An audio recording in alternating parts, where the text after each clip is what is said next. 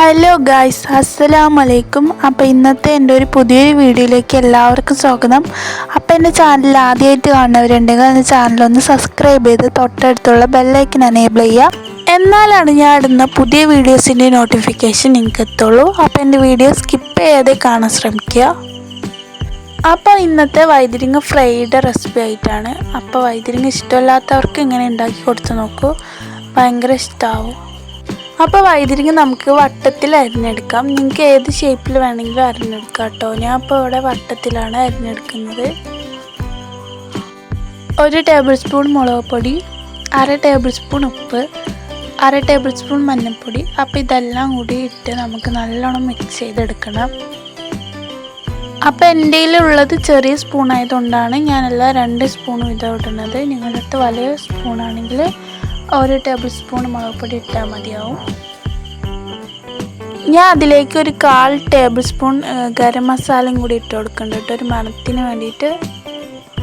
ഇനി നമുക്ക് നല്ലോണം മിക്സ് ചെയ്തെടുക്കാം. മസാലകളെല്ലാം കൂടി ആവണ പോലെ നമുക്ക് നല്ലോണം മിക്സ് ചെയ്യാം.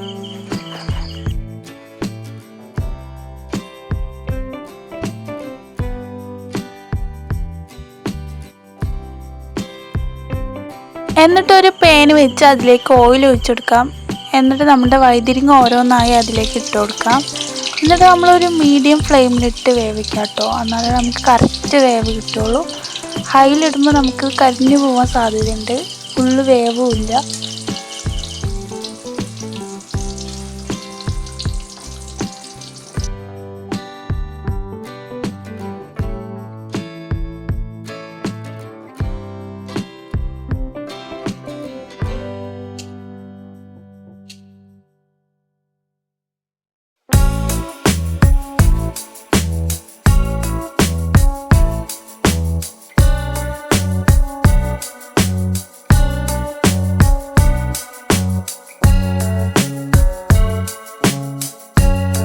അപ്പോൾ വഴുതനങ്ങൻ്റെ ഒരു സൈഡ് വെന്ത് വന്നിട്ടുണ്ട്. അപ്പോൾ നമുക്ക് മറിച്ചിട്ട് കൊടുക്കാം.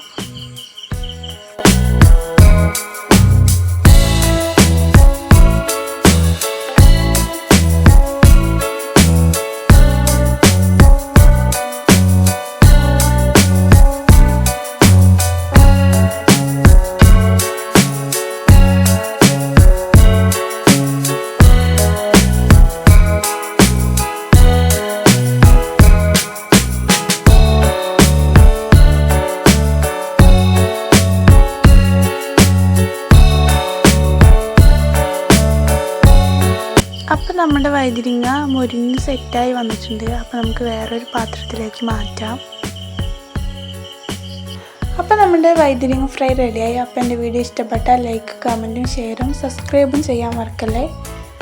അപ്പോൾ നിങ്ങൾക്ക് ഈ വീഡിയോ ഇഷ്ടപ്പെട്ടിട്ടുണ്ടെങ്കിൽ ഒന്ന് ട്രൈ ചെയ്ത് നോക്കി ഫീഡ്ബാക്ക് അറിയിക്കൂ.